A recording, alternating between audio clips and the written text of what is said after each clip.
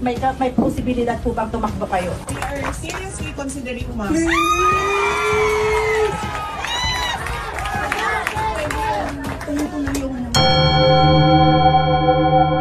Ganyang kriminal na pagtatangka ay hindi dapat pinapalampas. Yan ay aking papalagan. Naikasa itong Rally for Peace, bunga noong opinyon ng ating Pangulo, ng President Ferdinand Marcos Jr. Nung sinabi niya na, to paraphrase what he said, this will not benefit even a single Filipino. Ano pong ginawa nila? Hindi. Kinakailangang masagutin mo lahat ito. Walang exempted dito. Kahit anong ngayon siya, kailangan namin tama po yung lahat po ng paggasta ng pera ng bayan ay kailangan pong suriin. Totoo po yun. Ngunit meron pong pagkakataon at panahon sa paggawa nito. Hindi po sa panahon ng pipresenta ng budget. So ang ginawa po nila, tinawag uli ang pangalawang Pangulo sa isang pagdinig sa isang komite. Ayon sa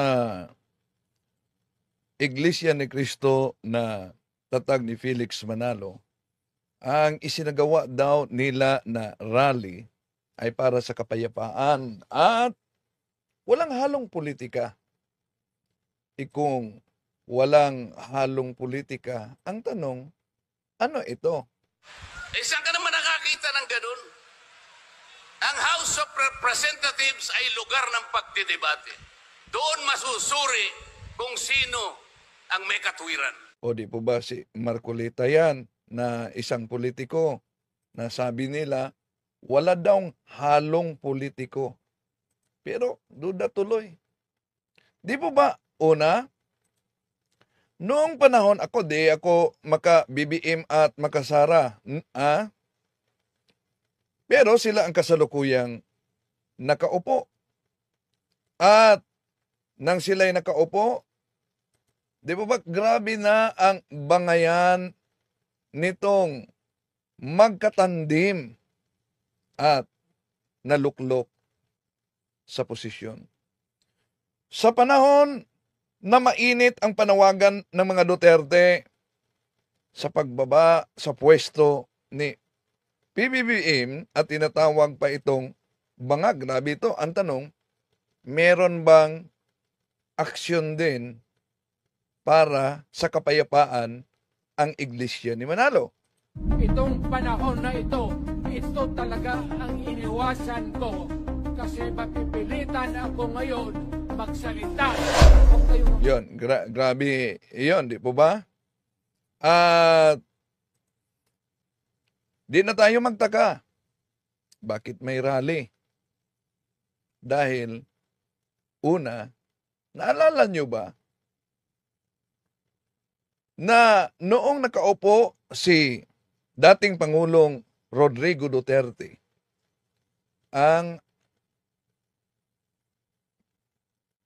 Pangulo ng Iglesia ni Cristo, ang kanilang executive minister ay pinili mismo para magiging government post of special envoy for overseas Filipino workers. Di po ba?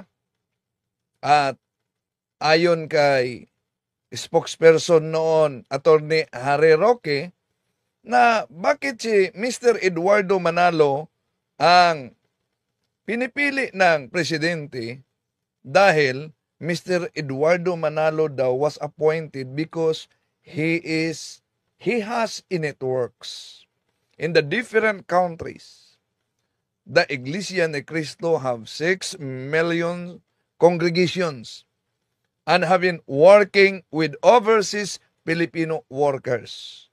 Kaya ang tanong, itong rallying ito, hindi ba ito bunga sa utang na loob? Tatalakayin natin ito, mga kapatid. Samahan niyo ako. Kasi umalingan, pag palaging inulit-ulit ay magmukha talaga ang katotohanan para sa ating mga kapatid na kulang ang kaalaman. Ang pagkadaya ay maranasan sa iba't ibang paraan. Pero napakasakit pag madaya tayo sa pananampalataya. Dahil nanganib pati ang ating kaluluwa. Viva Cristo Rey! Pro Dio et Ecclesia! Okay, kumusta sa lahat nating mga kapatid na sumusubaybay sa ating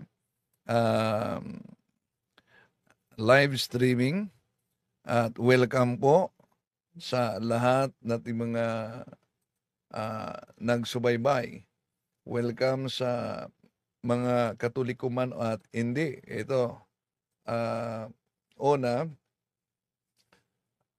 may nakita akong tanong kay Aldrian. Tanong po, naninira po ba kayo sa ICNC? Hindi. Kami ang nagsagot sa mga matagal ng paninira sa mga ministro ni Felix Manalo. Kami ang nagsagot sa mga chap-chap na aklat na ginagamit sa mga ministro ni Felix Manalo. Nagtanong lang, di po ba, sabi ng ministro ninyo, walang halong politika, di po ba? No.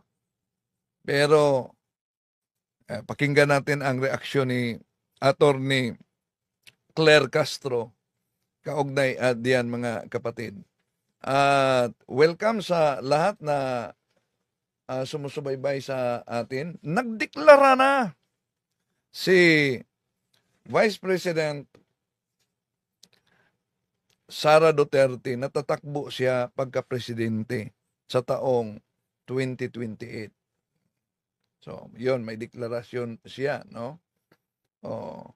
So, si Noy, sabi niya, impeach Sara Duterte. Marilo Takyo, good afternoon, Bro Windel. Si, nabasa na natin kay Aldrin. Si James Dagot. Si Berna.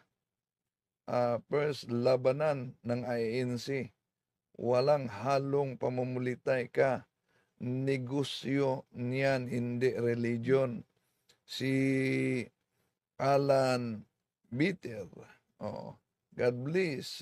Mga Kauwa Catholic, si Noy Mercado, Malibay, Pasay City, si Cheryl Laigo, watching from Hong Kong,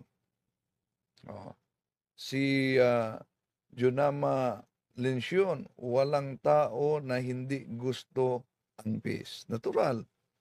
Dapat sana nanalangin at nagdasal kay Lord tayo at hingi ng kapayapaan para sa buong mundo.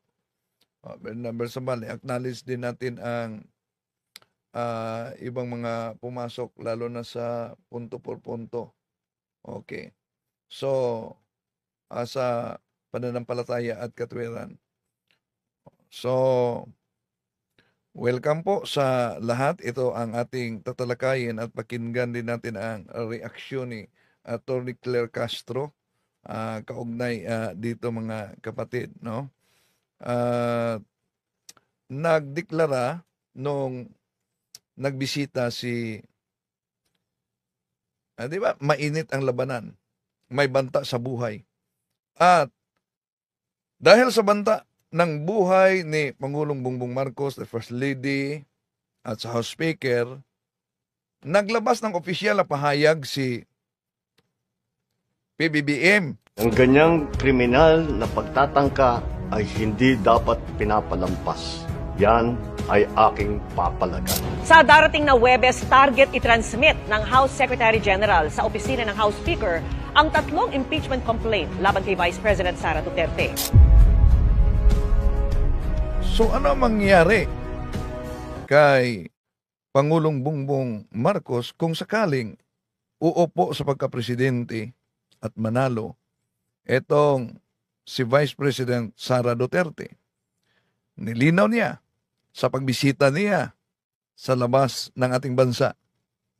Sabi niya, idineklara na niya, seriously, considering daw, tatakbo siya.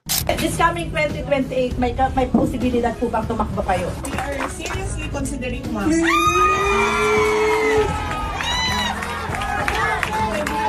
Tuloy-tuloy yung Yes.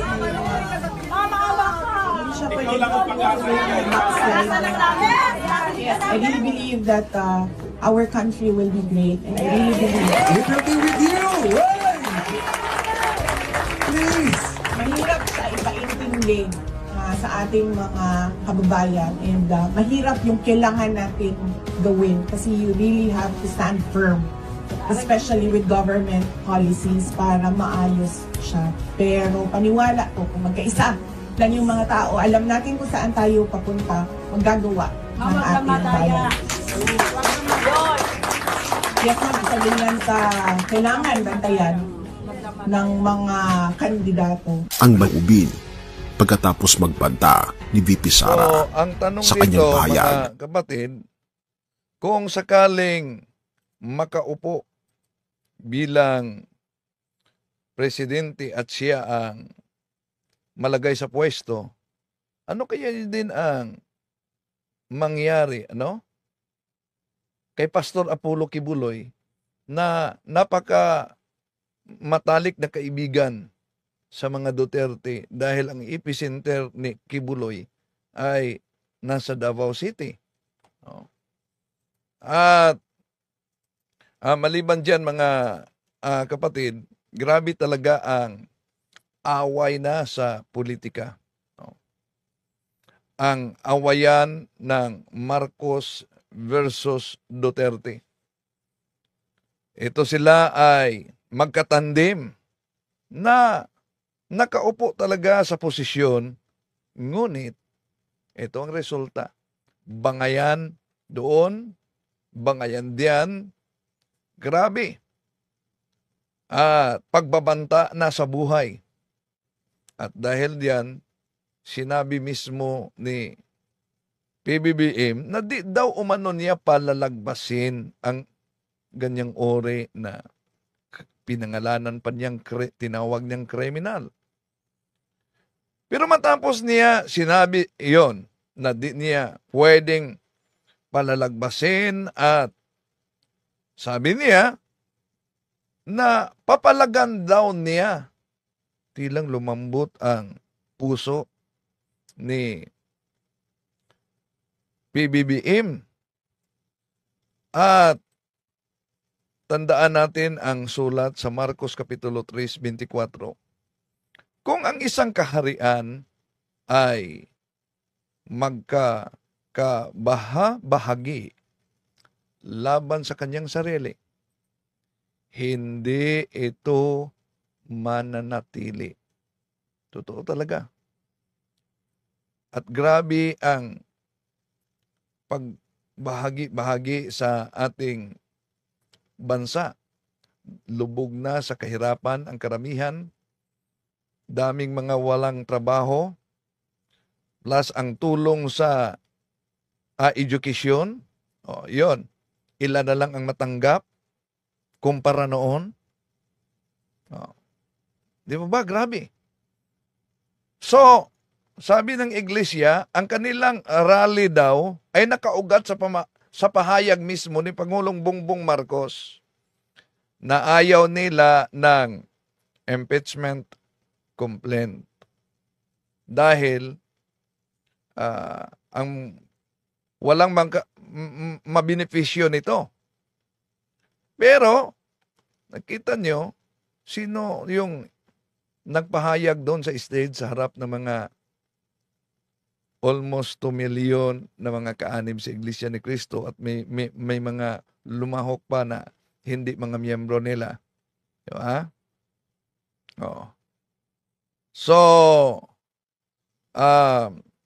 pakinggan natin si Attorney Claire Castro sa kanyang komento kaugnay nitong walang halo daw na politika. Pakinggan natin mga ka-clear, ha? At ating i-evaluate ano sinasabi niya dito. Okay. Specifically our officials in government. Rally. So what does the INC rally hope to achieve? Okay, ha? So, pag-usapan natin, ano ba talaga yung inyong gustong ma-achieve para sa peace rally na to? Ano sagot ni Congressman Marcoleta? I think it hopes to achieve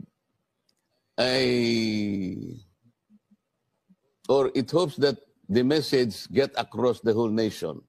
More specifically, our officials in government, that the direction that must be taken is towards the path of peace, because we cannot, I think, develop and prosper as a nation if what is happening today is more of a quarrel between the two highest positions of government, including, of course, the leadership of the House of Representatives. And will So, ibig sabihin, mga Okay, sasagutin muna natin ito. Ngayon lang siguro ipaalam ko ito. Ito sabi ni Alan Bitter, I know medyo wala kayong gusto sa mga Duterte Buswindel, pero as the Dabaonerio, napaka galing at na may mga mabubuting puso po ang mga Duterte. Una, noong ipaalam ko lang sa inyo, noong di pa nagdeklara si Tatay Digong Nenyo na tatakbo sa pagka-presidente, di po ba, umiikot siya dahil may promosyon siya sa pagbabago sa ating saligang batas. Di ba? Umiikot siya. Di pa siya nagdeklara. Nakapunta siya dito sa Osamis. At isa ako sa tinawagan ng nag-organize na abogado dito, di ko na lang pangalanan, kasama ang grupo ng mga NBI na kung sana makapunta ako para sa preparation sa pagdating ni Mayor Duterte noon, ang kanilang sabi. Kaya nagtagpo kami sa office mismo ng naturang abogadong kaibigan ko. At doon, unang pagkakataon, nakilala ko yung mga advance party na mga NBI yon. At kahit bago lang kaming kakilala, parang matagal na, grabe ang PR nila. Parang matagal na kaming kakilala. Kaya yon ang plano. Pagdating saan? So, kabahagi ako doon. At ako, si Dr. Ditsing, of course, si Dr. Ayop, dahil ninong niya si Mayor Duterte, maka Duterte talaga. Pero sa totoo lang, nagbago ang panindigan ko at sa aming mga kasama nang nagkita na kami at isa ako sa nag-interview ni Tatay Digong. Bakit? Grabe ang pagmumura niya sa simbahan. Unang pagkakataon ko na nakita ko siya at na-interview ko siya. Grabe ang pagmumura at naramdaman ko ang galit niya sa simbahan. Kaya nakipagtagpo talaga ako sa mga kasama. Kaugnay diyan. No. So, may karapatan naman tayong pipili, di po ba? No. May karapatan tayong magpili bawat isa sa atin. Pero dapat gagamitin natin ang solemn obligation natin sa pagpili kung sino ang pwedeng uupo sa banal na posisyon. Okay. Ituloy natin si Attorney Claire Castro. Maaatin lang yung peace kung hindi nagko-quarrel yung dalawang mataas na opisyal.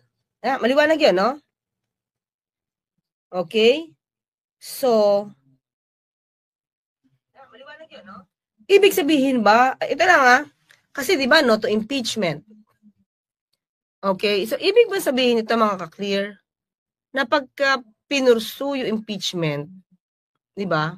Magtutuloy-tuloy yung pag-aaway ng dalawang leaders and at the same time walang peace na mangyayari sa bansa. Di ba? So ang ibig din ba sabihin nito mga ka-clear na lahat ng impeachment na mangyayari sa bansa even in the future ibig sabihin nun gulo. Di ba? Kung i-generalize natin, lahat na maaari maging impeachment proceedings ay gulo. So, dapat hindi ito susugan. Lahat ng impeachment, di ba? Dapat walang impeachment. Pero bakit kaya ito nakatalaga at nakaprovide sa sa konstitusyon natin? Diba? Ibig sabihin, lahat pala ng impeachment, walang negatibo pala ang dulot nito. Nasa saligang batas, di pa nagsimula, no? Ang impeachment complaints. Yung rally ng Iglesia ni Cristong Tatag ni Felix Manalo sa iba't ibang bahagi, pati na sa Davao, Cagayan, no?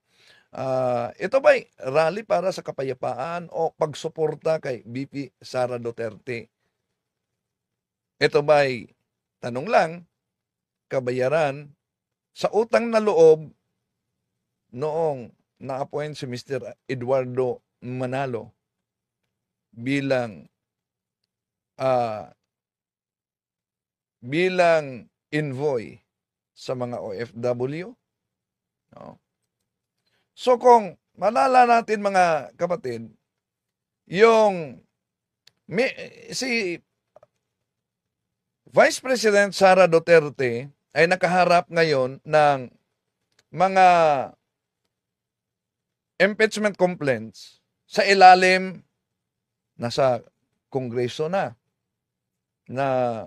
isinampa ng koalisyon at mayroon pang reliyosong grupo na nagsampa at yung mga pribadong individual at yung ibang grupo meron pang napabalita na may isasampa daw umano. Ito'y kaugnay sa issue sa confidential funds. Kasama na yung aligasyon sa umanong paggamit sa pundo sa Department of Education noong siya ay kalihim pa nito. At kasali na yung aligasyon na umano'y panunuhol sa mga mataas na opisyal sa naturang departamento. No? At yung pag-iwas sa pagsagot. So, kung maalala ninyo, ang presidente nauna na siyang nagpahayag na tutol siya sa impeachment ni BP Sara Duterte dahil ayon sa kanya, hindi daw uusad ang mga Pilipino. So, ngayon, may mga ilang impeachment complaints na ang nasa lower house.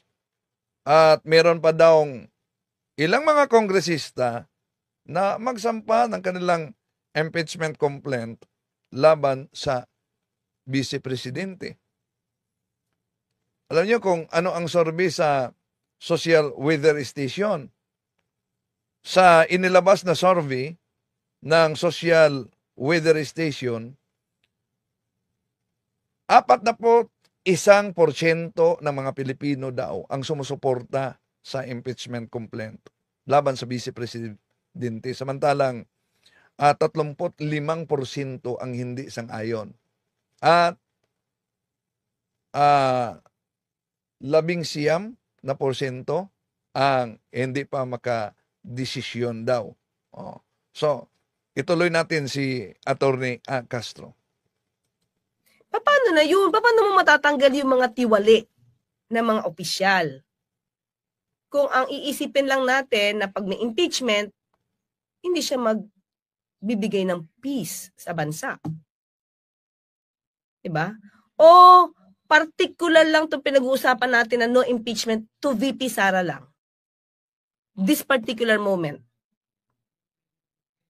Diba? Hello, ka-Burnok, Factbuster, PH, no? Naalala ko tuloy, muli ko palang i-shout out dito ka-Burnok, no? Yung nagsubaybay nating pare. Hello. So,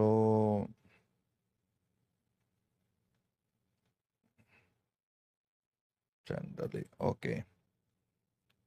Si Father Henry Pinida. si Father Henry Pineda, sabi ni Kaburnok, siya po ang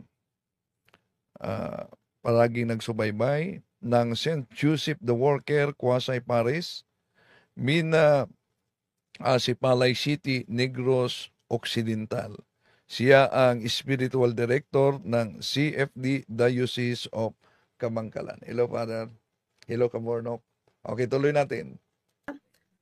Kasi, kung yan ang iisipin natin mga clear, i-generalize nga natin, katulad natin, paano yung mga impeachable officers? Dapat hindi na mag-create or mag-file ng complaint for impeachment? Complaint pa yan, no? Una, kailangan pa yung timbangin ng legal department sa House of Representatives kung may kabigatan ba ang reklamo. Meron bang ikakatakot sa ganyan? Tuloy natin. So there's no other way to remove them kahit tiwali sila. Diba? Wala, binabasa ko lang naman yung katwiran ni ni Kong Marcoleta. Sinasabi mali siya. Binabasa ko lang yung kanyang mga sinasabi. Okay? At ina-analyze natin.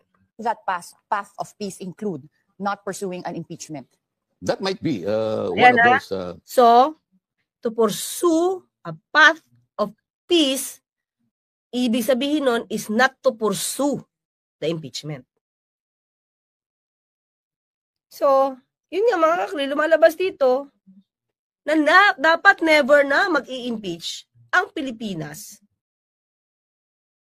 Ever. Wag na, ever. Diba? Kasi walang idudulot itong katahimikan sa bansa. Diba? So, dapat wala nang impeach. Paano kaya yun? Dapat matanggal. Oo na, ang rally ng ANC ay pagpapakita din ng puwersa dahil nanganganib ang mga politiko na tatakbo sa midterm election na di, lalo na pag sumusuporta sila sa impeachment complaint na ayaw ng ANC. Ayaw din sa grupo ni Pastor Apollo Kibuloy, no? So ilang milyon sila si Pastor Apollo Kibuloy, ilang milyon din ang ANC. Naalala ko tuloy yung kay board member Morpheus Agot. Si board member Morpheus Agot, kasama ko, siya ang production director ko noon, pero tumakbo siya pagka board member. Natanggap niya ang balita sa pinsan niya na may order daw nakarating doon sa Dipolog City. Imagine, Misamis Occidental, 2nd District lang si board member Morpheus Agot. Hello, board member Morpheus Agot, no? 2nd District, pero nakarating sa Dipolog City.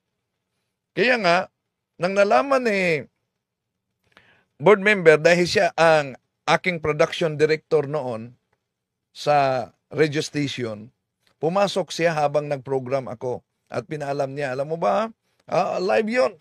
Alam mo ba, Brad Wendell, may nakarating pati na dun sa Dipolog City na galing daw kay Eranio Manalo pa noon na wag daw akong ibuboto sa iglesia. Kaya sabi ni board member Morpheus Agot, di ko yan makalimutan, sabi ni board member Morpheus Agot, mga iglesia ni Cristo, ako ay nanawagan sa inyo, wag ninyo akong iboto dahil di kayo kumikilala na si Kristo ay Diyos. Baka mamalasin lang ako sa inyo. Yun talagang sinabi ni board member Morpheus Agot. So ngayon, eleksyon na. Resulta, number 1 sa eleksyon si board member Morpheus Agot. Kaya nang number 1 siya, habang nag-counting na naman kami. Nag-counting na naman kami. Anong nangyari? Nasabi ni board member Morpheus Agot, tingnan nyo, nanawagan tayo na wag nyo akong iboto. So, anong nangyari ngayon? Dumating pa, nakarating pa sa Dipolog yung panawagan, wag ako iboto. ng number 1 ako. Yun, nang aasar tuloy. Tuloy natin si Attorney Acler. Sa Constitution yung salitang impeach. Which is impossible naman. Kasi that's a remedy eh. Diba? That's a legal remedy.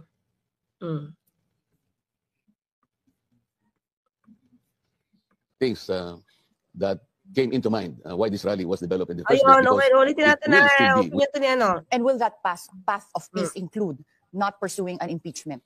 That might be one of those things that came into mind why this rally was developed in the first place, because Oh, wait may admission siya. Pumasok talaga ito. Diba? This is one of the reasons lumalabas kung bakit nabuo itong rally. Diba? Is not to pursue, diba? Ang path of peace, ang one of the pagpunta ba sa path of peace, wag i-impeach si VP Sara? It might be. Sabi niya. Okay? Kasi, ito talaga ang isa sa mga naisip, kaya na-create itong rally. Kaya nakapag-isip ng pag-rally. Yun ang sabi sa spokesperson nila, si Mr. Edwin Sabala, na ang rallying ito ay nabuo sa pamamagitan ng pahayag ni Pangulong Bongbong Marcos na huwag nang sampahan ng impeachment complaint dahil wala umanong mabuting ikadudulot yan sa mga Pilipino. Pero ang tanong, kung doon sila kumukuha ng lakas sa rally nila, di po ba may naunang pahayag? Ang pinagtataka lang natin, matapos ilabas yung naunang pahayag na di daw palalagbasin ni PBBM yung tinawag niyang kriminal, yung pagbabanta sa buhay. Di ba? At sabi niya papalagan. Iti lang lumambot si BBM, di po ba? No. Pero kahit hindi ako nagsuporta kay BBM, mga kapatid, sa totoo lang, kahit grabe ang tirada na ni Tatay Digong at kahit sa mga supporters ni Kibuloy na tinatawag na ngagba, nagtaka lang ako. Kailan nila alam na ngagba yung aligasyon nila kay PBBM?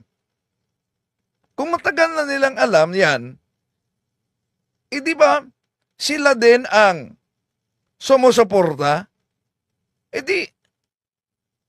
Di ba kayo nahiya na yung inaakusahan niyo na ngagba, pagkatapos kayo din ang nagpaupo? Okay, tuloy natin. Konti ulit natin the leadership of the House of Representatives. And will that path of peace include not pursuing an impeachment? That might be one of those things that came into mind why this rally was developed in the first place, because it will still be within the context of achieving peace. You cannot, of course, achieve peace if there is a move, for example, to remove the vice president. This is a very crucial matter in the life of a nation. So I think this is one of the things that was factored in the decision to conduct a huge rally such as this. And okay. Ang nasa isip talaga nila, binabasa ko lang yung sasabi niya, nasa na? Lumalabas dito mga clear, binabasa ko lang yung salita niya, parang Jigs Racing Tips Analysis. Nung nagsalita si Marcoleta, daming nag-uwian na INC. Di nila nagustuhan dahil from peace rally, naging political rally. Totoo ba na may mga nag-uwian? Abay, delikado sila niyan. Magiging disobedience na sila kung nag-uwian sila. May mga hindi din miyembro ng INC ang nag-attend daw. Pero may nakita ako na hindi miyembro ng INC pero nakasuot ng yung peace rally. Baka pinabigyan din sila. Kaya nga sabi ko nga, baka yung mga miyembro ng INC, yung ibang miyembro ng INC, syempre di naman nila alam yung sabihin ng ibang mga aakyat sa stage. Hindi ba? Malamang, diba? Kasi syempre sila, for peace lang talaga sila. Diba? Supporting the pronouncement of PBBM. Pero yung mga ibang salita, let's face it, real talk, iba Teodoro Rempilio, walang masama sa peace rally, kaya lang dapat papanagutin ang may kasalanan na naayon sa batas. Yes, I agree. So, dito mga klira, very clear tayo. Sinabi ni Congressman Marcoleta na yung hindi pag-impeach ni VP Sara ay isa sa mga dahilan nag-factored in para magawa itong rally. Diba? So, parang eventually, yun talaga yung lumalabas na nais nila dahil sabi niya, paano magkakaroon ng peace kung i-impeach mo ang Vice President? Kaya nga, ibig sabihin, paano magkakaroon ng peace kung impeach mo ang Vice President? So lumalabas, kahit na impeachable officer ang Vice President, never tayo dapat mag-impeach ng Vice President even if may reason for that. Even if there's a ground for that because hindi na siya magkaka-create ng peace. Tingnan niyo. Di po ba sa panahon ni dating Pangulong Joseph Estrada na sa ilalim siya sa impeachment din, di po ba? Pero tingnan niyo ang sistema sa ating bansa, political system. Ilang mga napatunayang may kasalanan pagkatapos binigyan ng presidential pardon para makalabas. Di ba? So, diyan makita natin ang sistema mismo sa politika sa ating bansa. Tuloy natin. Yun yung basa ko sa sinasabi niya. Okay, good evening, Atty. Ginamit lang talaga na Maka Duterte ang INC. Hindi naman siguro papayag ang INC. Master Pogi, peace attorney, not peace. Oh, not peace. They want a piece of the government as it has always been. Lalim, Master Pogi. Okay, tuloy lang tayo dito. Tuloy. Assuming that Congress will proceed to impeach Vice President Sara despite calls of President Bongbong Marcos not to impeach and despite the INC rally for peace, will the INC block vote manifest during the May 2025 election? But before you answer that question, Congressman Dante, we'll have a short break. At the forefront, we'll be right back. Block vote manifest during the May 2025 election.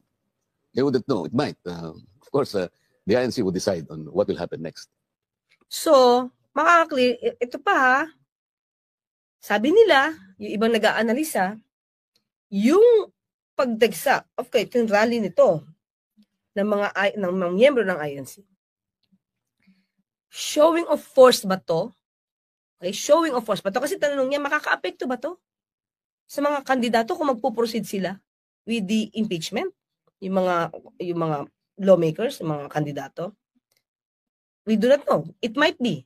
Kasi sabi niya dito, okay, tuloy tayo So talagang it depends on the leadership or how does it work internally with the INC? Kasi ang alam ng INC, as you have already indicated, even the president said that, this impeachment thing will not do any good to anyone, poor Filipino. And sabi niya, it will only dissuade you from tackling the several problems that our country faces. Pero, ayun nga, sabi pa niya, if I can recall right, sabi niya, it's a tempest in a teapot. We need to say, it's so small thing that she's being bloated into, proportion.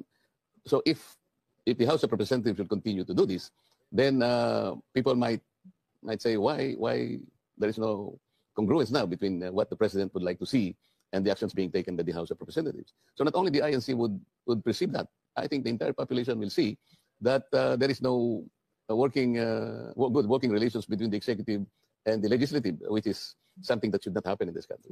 Okay,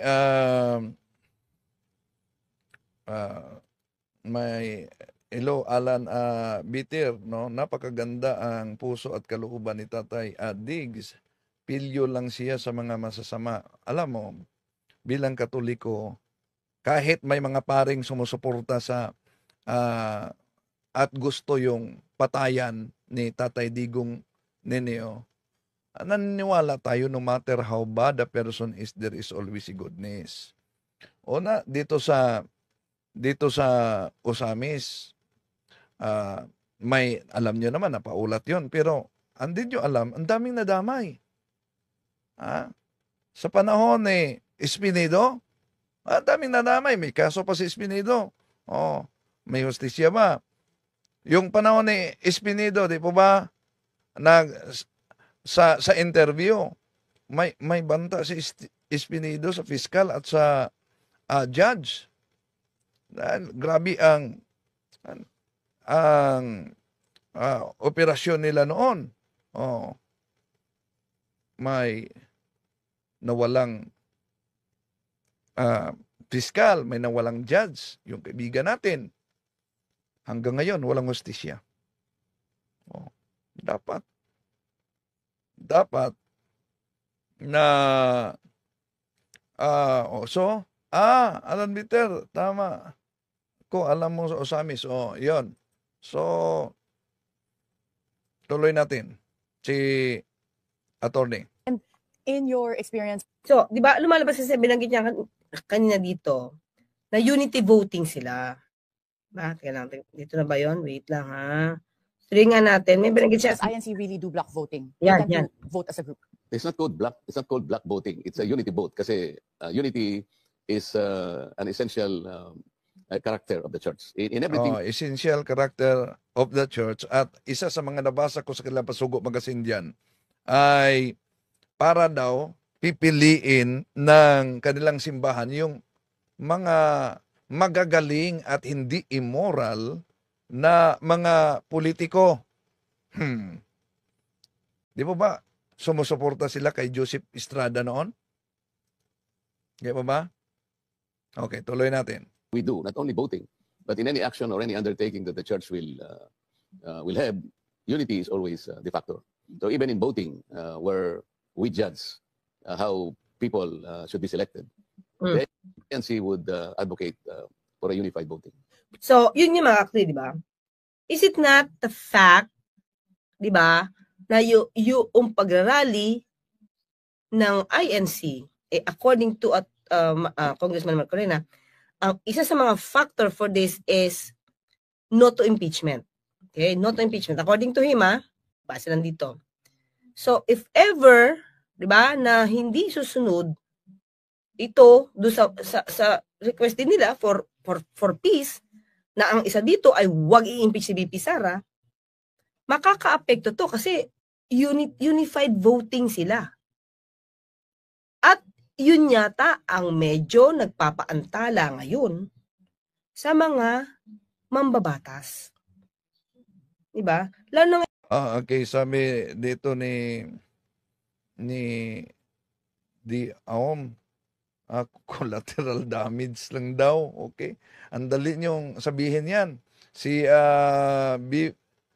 BPV Kuluyal, di ba si Espinido o si Duterte, mga Catholic member, si Tatay Digong niyo, Katoliko daw, pero magtatag daw siya ng iglesia ni Duterte. At hindi lang, grabe, di ba tinawag niyang estupido ang Diyos? Etong si Espinido, kaanib yan siya sa iglesia ni Ellen Goldwhite. Hindi sa iglesia ni Manalo, iglesia ni Ellen Goldwhite. Tuloy natin. Nag-show of force ang INC. Diba? Para bang, kapag hindi nyo sinunod, diba? Itong nire-request namin for peace, at kayo ay hindi tumalima, diba? Sa panukala ng Pangulo na no to impeachment of VP Sara, malamang maka-apekto to sa boto. Sigurado, apektado talaga. At may mga kumakandidato, baka matatakot talaga sila para sa midterm election na di makuha nila ang suporta. Si Kibuloy nga, ginawa niyang katabi si Marcolita sa kaniyang poster na napakalaki. No? Para ito nagiging kapital na makuha din Kibuloy yung suporta sa siktang inaniban ni Marcolita. Tuloy natin. Diba? Pwedeng ganun yung ipinapakita, mga ka-clear. Ha? Kasi unified voting sila. Peace wants INC but Filipinos want impeach Sara. Bernihildo Amigo. Yun yung lumalabas sa survey, mga ka-clear. Okay? 41% ba, right? 41%, which is, kumbaga, kung ikukumpara mo sa no to impeachment, undecided, mas lamang, no? Yung kagustuhan ng tao na ma-impeach si VP Sara. Ayun lang yun sa survey, di ba? Okay? Now, tuloy natin ha, kasi pakikinggan pa natin yung speech niya dun sa mga ka-clear eh. Yung sinabing nag-aalisan daw ang ilang mga iglesia ng nagpahayag si Marcolita. Iwan ko kung totoo ba may nag-comment. Okay. Ito. Ito na ang pahayag ni Marcolita. Sabi ng ANC, walang halong politika. Pero pakinggan niyo tong pahayag ni Marcolita. Di ba si Marcolita politiko, miyembro ng ANC? Nais nating katawanin ang nagkakaisang damdamin ng milyon-milyong Pilipino at isatinig ang kanilang pinag-isang mithiin para sa isang mapayapa at nagkakaisang Pilipinas. Kaugnay nito, binanggit din po ang ating kagustuhan na ipaalam sa mga opisyales ng ating pamahalaan ang ninanais at pinapangarap na maayos at epektibong paglilingkod at paglutas sa lumalalang kahirapan na pinalubhapan ng katiwalian at korupsyon. Clear. Akala ko ba support sila kay PBBM? Pero sa nadidinig ko ngayon, siyempre karapatan naman niya magsalita, di ba? Makarapatan niya naman magsalita, batikusin ang gobyerno. Pero akala ko kasi support sila kay PBBM. Pero dito, pansinin nyo, yung mga salita ni Kong Marcoleta, mukhang halos lahat against sa gobyerno. At never, ito medyo napakinggan ko ng konti yung kanya, hindi ko lang natapos, pero never niya nabatikos yung mga paggasta sa confidential funds. Sige, tuloy natin mga kaklira. Kalamidad, kriminalidad, bangayang pampolitika at iba pa.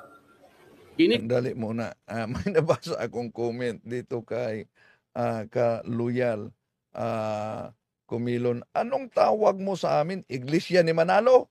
No, sabi niya, pare ka, hindi ko madre. Hindi mo alam yung Iglesia ni Cristo. Mababasa yan sa Biblia. Di ba? O isa kang galit sa INC. Hindi naman galit. Sinagot lang yung mali. Una, kung Roman 16:16 ginagamit ninyo kaluyal, nabasa mo ba yung pasugo ninyo, magasin, na nagsabi, Trole Roman 16:16 refers to the first church of Christ. Tatanggapin mo ba yan? Sa debate ni Ramel Parba? Abay, takot sasagot si Ramel Parba niyan. Kayo ba ang tinutukoy na Iglesia ni Cristo sa Roma 16:16? Hindi niya sinagot yan na direkta. Bakit? Nanganganib. Dahil ano ba ang doktrina ng INC? Roma 16:16. Truly, Roman 16:16, nasa pasugo magasin niya, refers to the first church of Christ. Anong doktrina ninyo? Natalikod ang unang iglesia ni Kristo. Wala naman yan sa Biblia. Nasa pasugo lang ninyo. Natalikod ang unang iglesia ni Kristo. Kung natalikod ang unang iglesia ni Kristo, at yung Roman 16:16 refers to the first church of Christ, at inaangkin ninyo, ibig sabihin kayo ang natalikod. Pero nasa registration kasi ninyo yan, kaloyal, no? Sa Artikulos de Incorporación, Parapol 4, sa pahina, Parapol 4, paragraph 4, na may lagda ni Atanasio Morti, sekretary. Anong sabi? Los fundadores de esta asociación son Felix Manalo. Na ang nagtatag sa Iglesia ni Cristo 1914 ay si Felix Manalo. Magdebate na kayo, INC versus Katoliko. Sabihin mo ngayon, naka-live ka. Sige, pasok kayo. Pasok kayo. Pero may challenge ako sa mga ministro ninyo, no? Kung harapan na debate. Una, dahil nakita ko kasi yung si Michael Sandoval na naghahamon ng debate noon ni Eliseo Soriano, ang sabi ni Sandoval na pag matalo daw umano ang INC, gigibain ni Soriano yung mga sambahan. Ito lang challenge natin. Kung ang INC ay haharap ng debate, walang mag-assist. Wala yung tagabigay ng aklat, di ba? Maganda 'yan, di ba? Si Aon.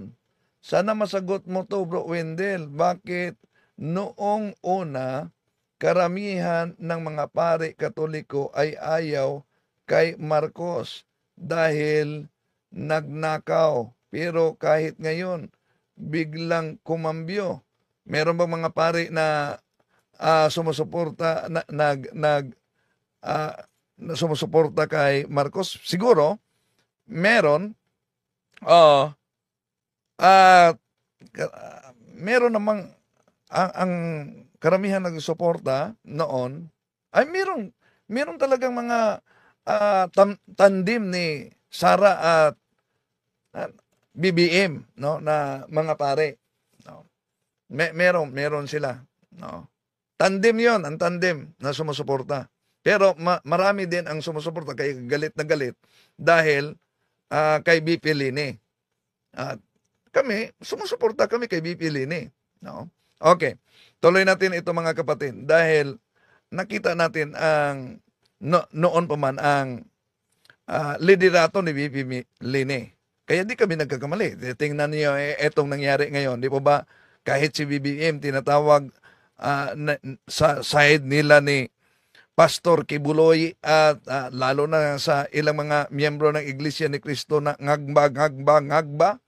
O di kung ngagba at alam ninyo yan, kayo ang nagpaupo niyan, hindi kayo ang masisi. Okay, tuloy natin. Kilala po nating lahat na nagkakatipon ngayon na sa pagkakaisa, kapayapaan at pagkakasundo lamang natin makakamit ang inahangad na pagunlad at pagsulong ng ating bansa.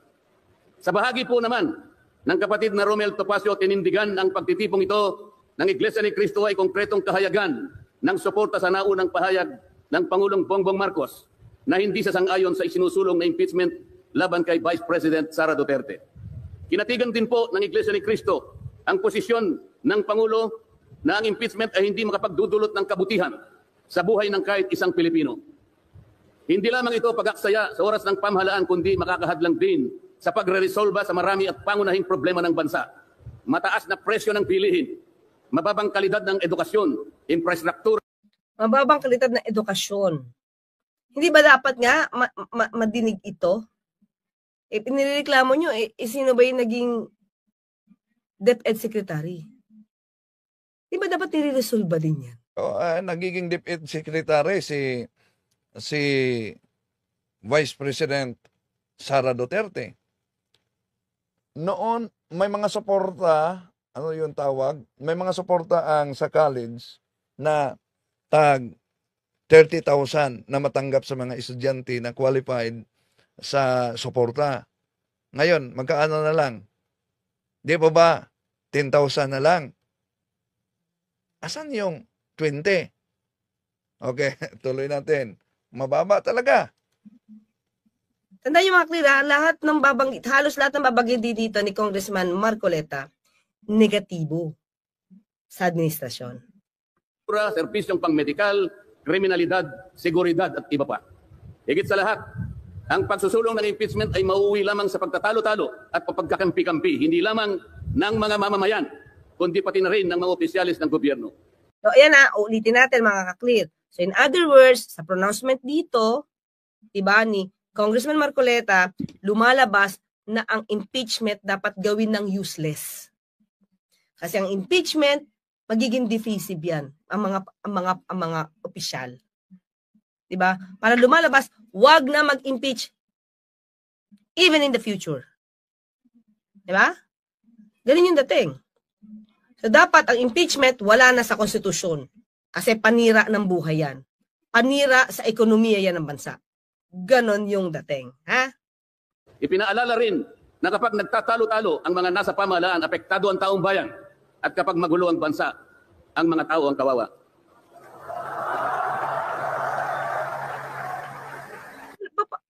Mga clips ito naman. Paano natin mariresolba yung mga taong may mga nakita ng ebidensya ng katiwalian? Anong gagawin sa kanila?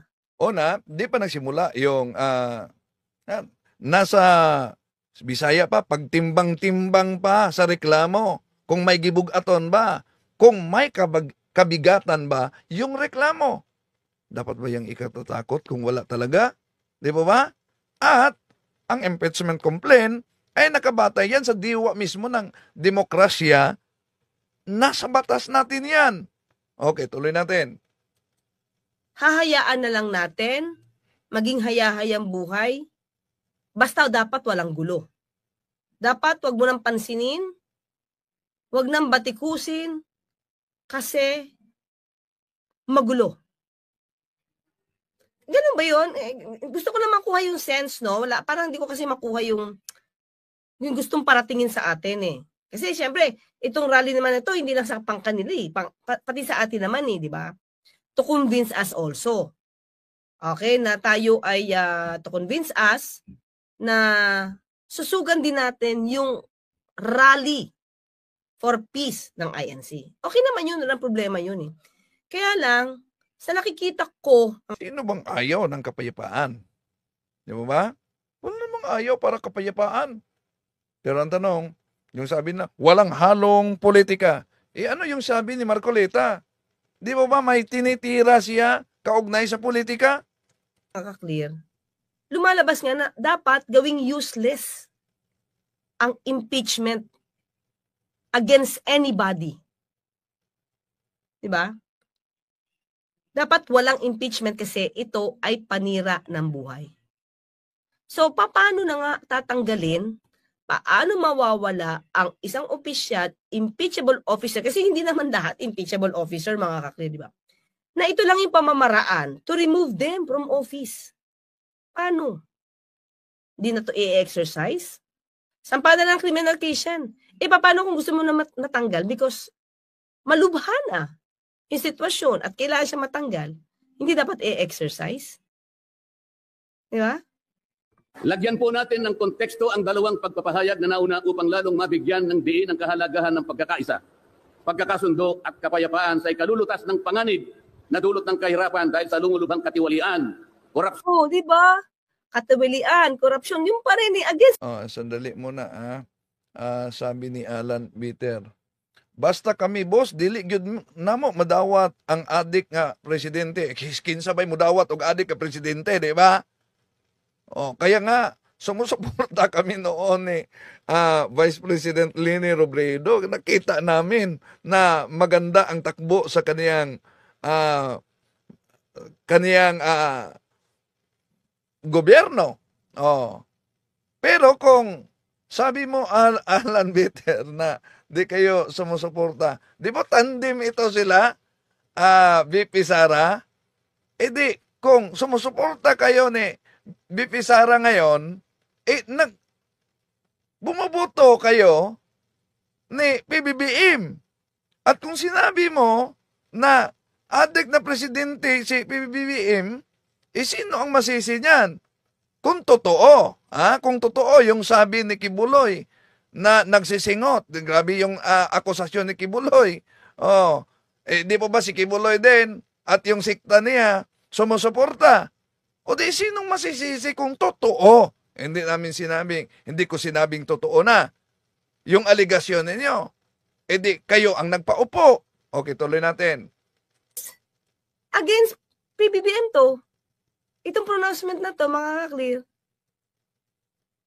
Diba? O kasama si VP Sara sa katiwalian. Pero hindi kasi kung sinasama niya si VP Sara sa katiwalian, I'm talking of only of Congressman. So, sabi ni, nabasa ko dito, hindi yan akusasyon, sabi ni Alan Abiter. Dili na akusasyon, boss. Sige. So, ibig sabihin, ibang president sa pinaniniwalaan mo mismo ngayon na sabi mo, hindi yan akusasyon. Okay, tuloy natin sa Attorney Claire. Marcoleta, not INC kasi malamang nga, sabi ko, yung ibang INC, di naman nila alam yung speech ng mga tao dito eh. Diba? So, I will not put the blame on INC kasi wala silang alam dito, hindi nila ito alam.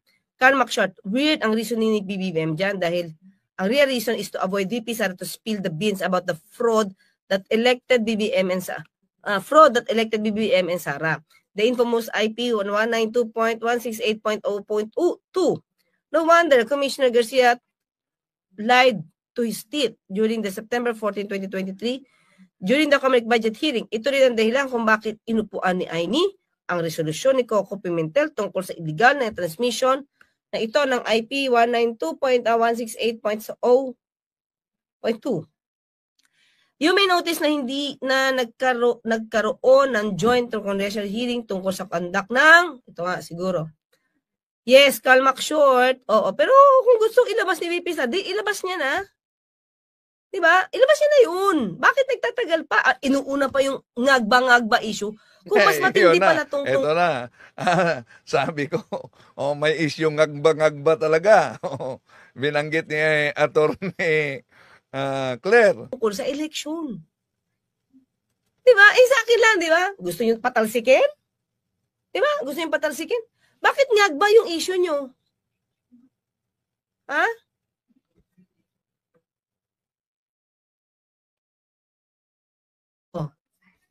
Diba, kung napakalakas talaga ng issue nila tungkol sa election fraud, ay push mo na para matanggal ka agad. Oo, kung totoo man yan, no? Baka kung ilabas yan, abay, damay-damay na, di po ba? Okay? So, yun mga kapatid, dito lang muna tayo. Maraming salamat sa inyong pagsubaybay, pero panalangin din natin itong kasalukuyang problema ng ating bansa at kaguluhan, mga kapatid. So maraming salamat po sa inyong pagsubaybay. Hanggang sa muli, ito ulit tinatalakay natin dahil nauna nang sinabi ni Mr. Edwin Sobala, ang spokesperson ng ANC, na walang kaugnayan sa politika ito. Ito ay rally na may kaugnayan sa kapayapaan. Pero iba yata ang pinakita dito kay Congressman Marcoleta. Maraming salamat po. Hanggang sa muli. Bye-bye. To make his message known is our responsibility. So here we are to pledge our lives to the Lord of eternity. I am Catholic. I am alive. I